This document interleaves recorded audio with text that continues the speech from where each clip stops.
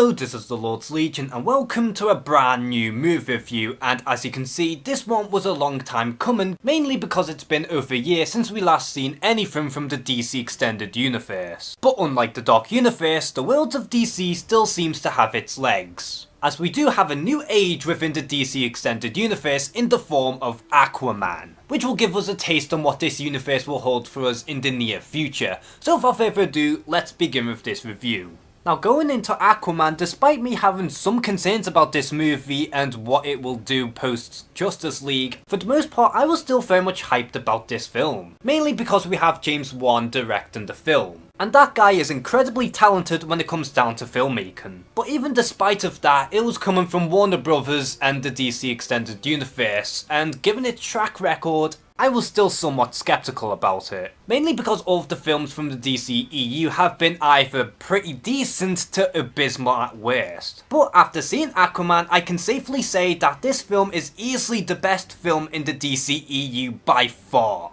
It's far from perfect, and I do have a few gripes with the film, but comparing it to the likes of Justice League, Man of Steel, and even Wonder Woman, I honestly think that Aquaman blows all of those other films out of the water, no pun intended. And sure, most people compare Aquaman to the other Phase 1 movies in the MCU, but honestly, I think that's okay, because on the whole, this film is very solid. Now, the story for Aquaman is rather straightforward, as we do have Arthur Curry, who is somewhat reluctant into becoming the new king of Atlantis, mainly due to the fact that he is somewhat of an outcast. But just as his half-brother Orm takes the throne, it is up for Arthur Curry to finally step up and try to overthrow Orm in order to save both Atlantis and the land. The story may be very simple, but at the same time it can be very personal at points, and that's what I very much enjoyed about this film. Speaking of Arthur Curry, I honestly think that Jason Momoa does a very good job portraying Aquaman. You can tell that he's having a ton of fun as this character, and even then he can show a lot of emotion. And since Jason Momoa can do a lot more in his solo film, I honestly think that he does make the most of it and shows what he is truly capable of portraying the character, and I honestly commend him for that. Because in Justice League, he was pretty much overshadowed by almost everyone else, and at the very least in this film, Jason Momoa can really show us what he is capable of. We also have Amber Heard as Mira, and I honestly think she did a pretty fine job. I loved her chemistry with Arthur Curry and how they bounce off of one another, and she is incredibly badass to watch during fighting scenes. And I do appreciate how they did take the time to build up her relationship with Arthur instead of just making them a couple right away.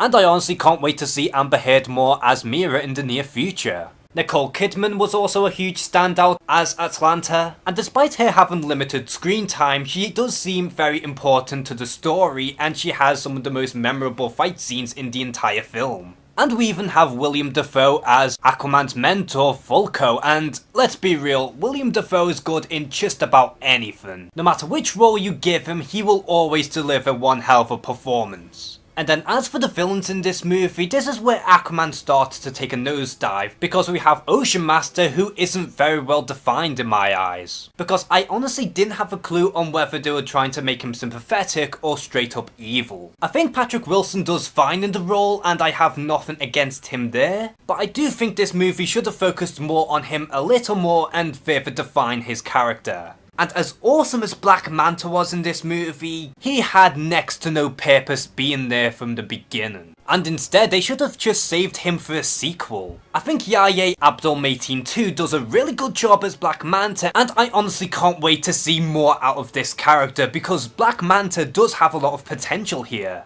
I just think he was better off for a sequel instead of shoehorning him into the first film where he ultimately didn't have a purpose to begin with. Now, what I can give Aquaman praise for is the fact that we do spend quite a lot of time at Atlantis, and I honestly think they did nail the aesthetic of Atlantis by giving it more of a science fiction vibe. It kind of reminds me of Wakanda in the sense that it does look very futuristic and out of this world, and as far as I'm concerned, they did nail that to its core. And I do have to give them props because it's very difficult to do underwater CG, and to their credit, a lot of the time it does look beautiful. And as for the CG in this movie, it is understandably hit and miss, but I do have to commend them for having the balls to do underwater CG. Most of it paid off, but in several areas it did seem shaky at worst. It almost came close to Justice League levels of bad in some areas. I wouldn't say it was that bad, but it was pretty noticeable.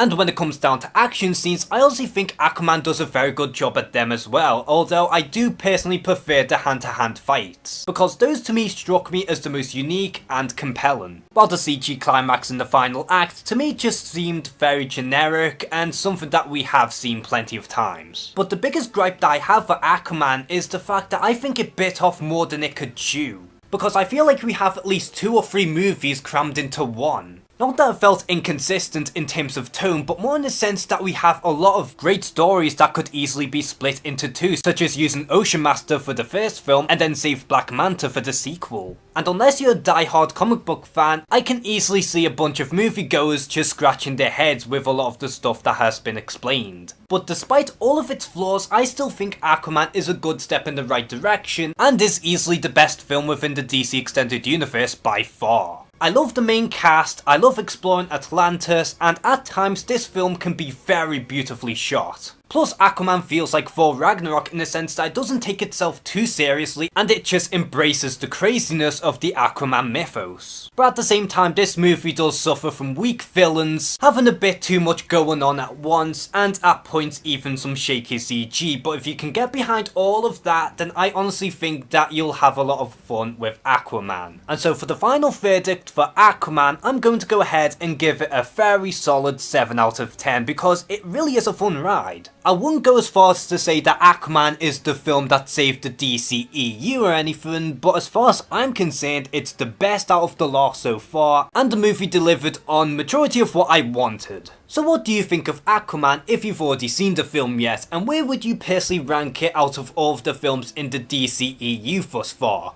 Comment below and share some thoughts. And as always, thank you guys for watching this video, please like and subscribe, take care and have a good one.